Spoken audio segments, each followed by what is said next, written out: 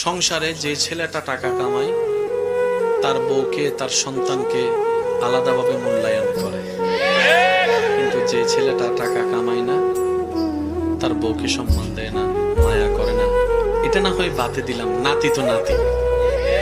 অনেক সময় দেখা যায় যে টাকা কামায় তার সন্তানকে নাতিকে বুকে টেনে রাখে, আর যে টাকা কামায় না তার সন্তানকে আদরও করে না। এমন দাদা দাদি, নানা নানি, একটু জোরে বলতে হবে ঠিক কিনা?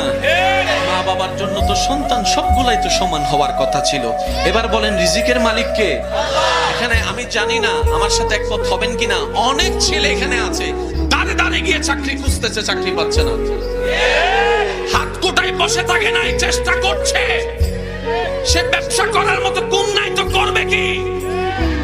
তাকে তো টানা দিলে হবে না, তুই আকাইমা বৈশা রইছস এমন বললে তো হবে না, পারলে উৎসাহ দিন। আর